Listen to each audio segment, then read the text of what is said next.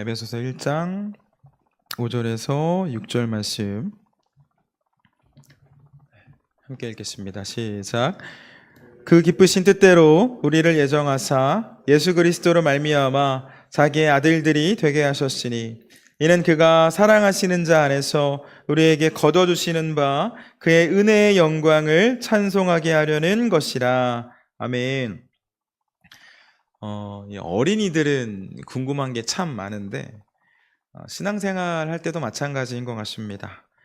교회 학교 아이들에게 성경을 가르치다 보면 이 아이들은 끊임없이 질문을 합니다. 열정적인 아이들은 막 설교 시간에도 손을 들고 질문하는 친구들도 있습니다. 어떤 아이가 이런 질문을 하더라고요. 예수님은 사람의 몸으로 오신 하나님인데 왜 하나님의 아들이라고 부르나요? 굉장히 신학적인 질문이죠. 이번 연합체육대회 가는 그 봉고차 안에서 교회학교 친구가 했던 질문인데, 예수님은 사람의 몸으로 오신 하나님인데 왜 하나님의 아들이라고 부르나요? 이런 질문 하더라고요. 또 어떤 아이들은 묻습니다. 하나님이 우리 아버지면 아빠랑 나는 어떤 사이인가요? 여러분, 하나님 안에 있는 우리는 그 아버지와 우리와의 관계 어떻게 정리해야 되죠? 하나님이 나에게도 아빠고 우리 아빠에게도 아빠라면 사실 그동안 아빠라고 부르는 존재는 오빠인가요? 네. 또 이건 들은 이야기인데 어떤 아이는 그 부모님 되신 목사님께 이런 질문을 했다고 합니다. 하나님께 가장 많은 사랑을 드려야 한다면 엄마 아빠보다도 하나님을 더 사랑해야 되나요? 그럼 아빠는 나보다 하나님을 더 사랑하나요? 이렇게 물어봤다고 해요. 연인 버전으로도 바꿔볼 수 있을 것 같아요. 옆에 보시면서 나야 하나님이야. 나야 하나님이야. 네. 나보다 하나님 더 사랑해. 네. 성경을 읽다 보면 우리 어린이들만 궁금한 게 아니라 사실 묻지는 못하고 있었지만 어른들도 궁금한 게 참 많죠. 그래서 저는 이 요리분담으로 말씀을 나눌 수 있는 이 수요일 저녁이 참 좋습니다. 신앙생활을 하면서 이제 생길 법한 그 물음들을 성경적으로 그리고 또 신학적으로 정리해 드릴 수 있는 이 시간이 참 귀한데요. 오늘 함께 살펴볼 이 요리문답도 한 번쯤은 궁금해 해보셨을 만한 그런 질문들입니다. 우리 앞에 화면 보시면서 같이 한번 읽어보실까요? 같이 읽겠습니다. 시작. 우리도 하나님의 자녀들인데 왜 그를 하나님의 독생자라고 부릅니까? 우리도 하나님의 자녀인데 왜 예수님을 하나님의 독생자라고 부릅니까? 같이 읽습니다. 오직 그리스도만 본질적으로 하나님의 영원한 아들이시며 우리는 그리스도의 은혜를 통해 입양된 자녀들이기 때문입니다. 다음 질문도 봅니다. 왜 당신은 그를 우리 주님이라고 부릅니까? 함께 읽습니다. 그분이 우리의 죄값을 금이나 은이 아니라 그분의 피를 통해 대신 갚아주셔서 우리를 구원하셨고 우리를 마귀의 소유에서 하나님의 소유로 삼아주셨기 때문에 그분을 우리의 주님이라고 부르는 것입니다. 아멘. 우리 요리문답 33번째 질문과 34번째 질문을 읽었는데 이 질문은 우리 교회학교 친구들이 했던 질문과도 좀 매우 비슷하죠. 우리도 하나님의 자녀들인데 왜 예수님을 하나님의 독생자, 외아들이라고 부릅니까? 왜 그렇죠? 그럼 왜 그런가요? 왜 예수님을 독생자라고 호칭하나요? 이 질문에 대한 답을 찾기 위해서는 먼저 하나님을 잘 알고 있어야 됩니다. 하나님은 삼위일체 하나님, 세계의 위격이 한 존재로 계신 분이 우리가 믿는 하나님이죠. 이 삼위일체 하나님은 성부 하나님, 성자 하나님, 성령 하나님 이렇게 나누어서 부를 수도 있는데 우리가 한 지지난주였나요? 조금 더 오래됐나요? 삼위일체 파트에서 말씀을 나눈 것처럼 이 삼위의 하나님을 나누어서 호칭하고 각각의 이름으로 호칭을 하고 또 성부 하나님과 성자 하나님, 성령 하나님께서 주도적으로 하시는 역할이 다를 수는 있지만 역할의 차이가 조금은 있을 수 있지만 한 분 하나님으로 고백합니다. 본질적으로는 동일한 분이라는 거죠.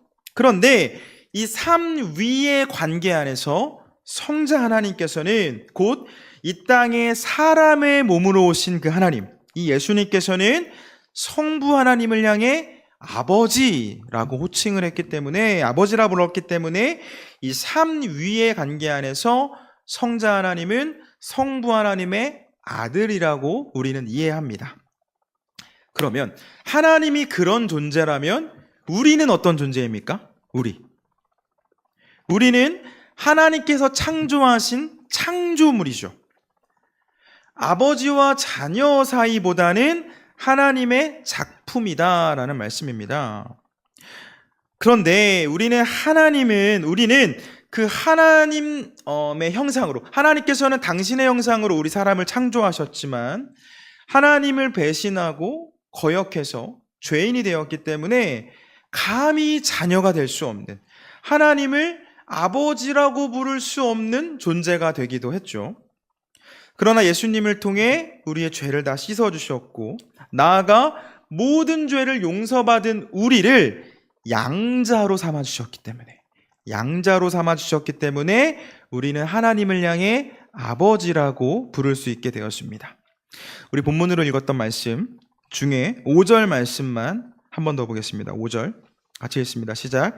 그 기쁘신 뜻대로 우리를 예정하사 예수 그리스도로 말미암아 자기의 아들들이 되게 하셨으니. 아멘. 이 성경 기자의 증언과 같이 우리는 예수 그리스도로 말미암아 하나님의 자녀가 되었습니다. 자, 이 부분은 우리 다음 질문과도 좀 연결해서 살펴봐야 하는데요. 우리의 구세주가 되시는 동시에, 우리의 구원자가 되시는 동시에 우리의 주님, 우리의 주인님, 우리의 주님이 되어주시는 그 예수님께서 우리를 속량해 주셨기 때문에 하나님의 자녀가 되어서 하나님을 아버지라고 부를 수 있게 된 거죠. 제가 이 속량에 대해서는 여러 번 말씀을 드렸는데, 속량은 종을 값을 주고 사다라는 뜻이 있다라고 말씀을 드렸습니다. 종을 값을 치르고 사다. 자, 우리 인간이라는 존재는 죄로 인해 하나님이 아니라 사단에게, 마귀에게 종노릇하는 존재였죠. 이 사단과 그 죽음에 붙잡혀서 종노릇하는 우리에게도 값이 책정되어 있었는데, 이 값이 생명이었습니다. 목숨, 생명. 사단에 속해 있는 우리를 사기 위해서는 생명이라는 값을 치러야 한다는 거죠. 그렇지 않고서는 속박에서 풀려날 수 없는 상태였습니다. 이때 죄 없으신 예수님께서 우리를 대신해 십자가에서 죽으심으로 우리를 속량해 주셨습니다. 곧 우리에게 책정된 그 목숨값을 다 치르시고 우리를 사셨다는 거죠. 여러분, 속량하면 노예를 돈을 주고 그 노예를 사면 이 노예는 새로 산 주인의 소유가 됩니다. 예수님께서 우리에게 책정된 값을 치르고 우리를 사셨기 때문에 예수님은 우리의 주님, 새 주님이 되는 거죠. 우리 죄의 문제를 해결해 주심으로써 우리의 구세주가 되신 그 예수님께서는 사단과 마귀에게 종노릇하고 있는 우리를 사심으로 새 주님이 되셨습니다. 자, 그런데 여러분, 이 과거에 그 노예가 있던 시절에 노예와 관련된 이런 영화들, 좀 예전에 나왔던 영화들 이렇게 보셨는지 기억나시는지 모르겠어요. 굉장히 막 학대도 하고 함부로 대하죠. 그런 노예에게 책정된 값을 주고 그 노예를 산다는 것은 그 노예를 내가 부려먹기 위함이죠. 그죠? 내가 내 뜻대로 이 노예를 사용하기 위해서 이 노예를 사오는 거죠. 나의 필요에 의해서 값을 치르고 사는 겁니다. 그렇기 때문에 이 주인이 바뀐 노예는 새 주인의 말을 따라야 합니다. 그런데 예수님께서는 어떻게 하셨죠? 예수님께서는 우리를 당신의 종으로 삼는 게 아니라 자녀로 삼아주셨고 우리에게 참된 자유와 기쁨을 허락해 주셨습니다. 나아가 우리의 무거운 짐까지 대신 져주신다라고 말씀하셨죠. 오늘 본문은 이와 같은 일을 거저주신 은혜, 우리 6절에 나오는 표현인데요.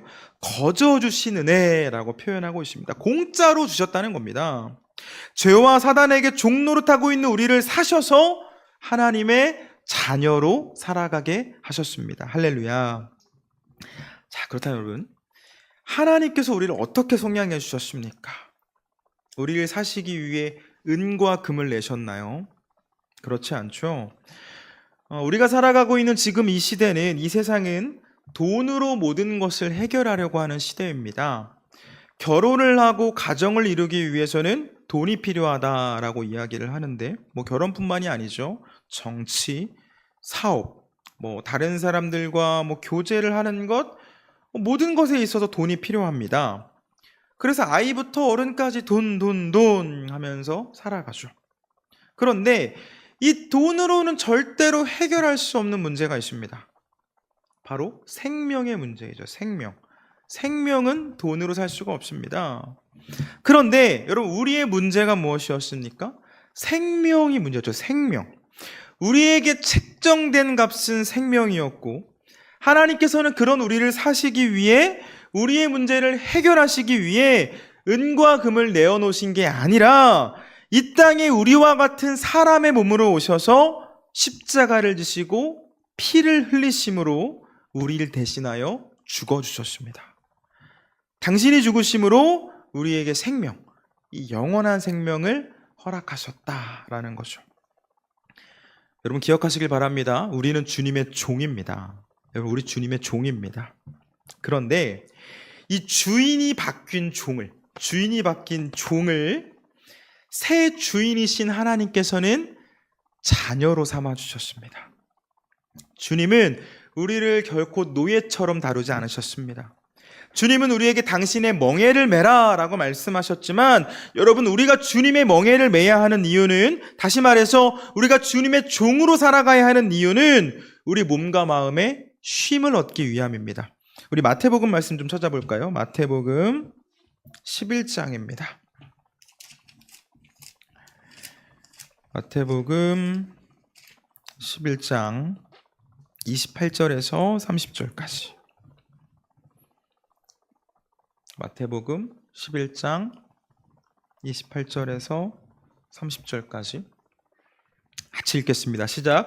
수고하고 무거운 짐진 자들아, 다 내게로 오라. 내가 너희를 쉬게 하리라.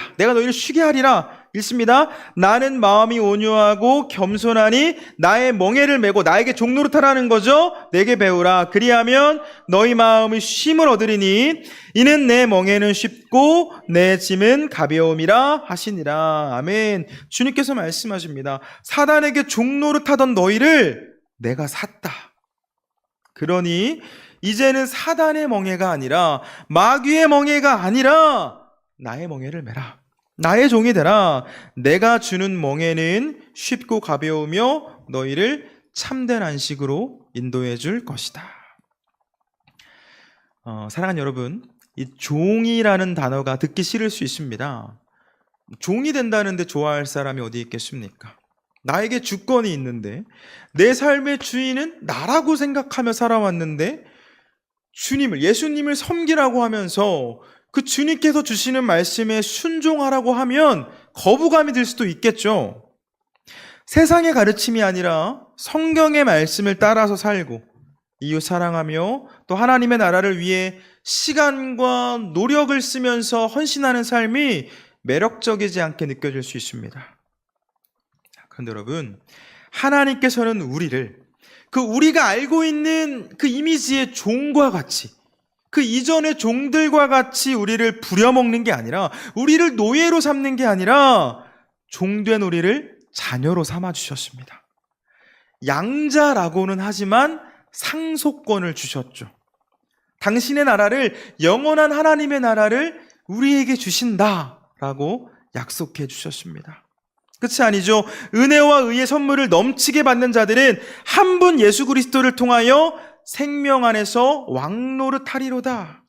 그리스도와 더불어 왕노릇하리로다. 그들이 세세토록 왕노릇하리로다. 성경에 나오는 말씀입니다.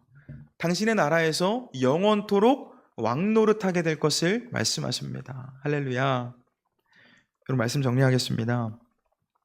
우리는 우리를 창조해 주신 그 창조주 하나님을 거역하고 사단 마귀에게 붙잡혀서 종노릇하며 그렇게 영원한 죽음을 향해 가는 존재였지만, 하나님께서는 그런 우리를 살리시기 위해 이 땅에 독생자를 보내셨고, 성자 하나님 독생자를 보내셨고, 그 독생자의 피를 통해 우리의 죄를 사하시며 마귀의 권세로부터 우리를 자유롭게 하셨습니다. 그 하나님께서는 우리에게 무거운 멍에를 주시는 게 아니라 우리를 당신의 자녀로 삼아 주셨고, 당신의 나라를 상속해 주시며 그 나라에서 영원토록 왕노릇하며 살아가게 하십니다. 바라기는 이 모든 은혜를 거저 받았음을 기억하셔서 여러분의 정체성을 분명히 하면서 살아가시고, 그 부르심 받은 삶의 자리에서 성도의 사명, 하나님의 자녀라는 그 사명, 하나님 나라의 백성, 성도라는 사명을 잘 감당하며 살아가는 우리가 되길 주님의 이름으로 축원합니다.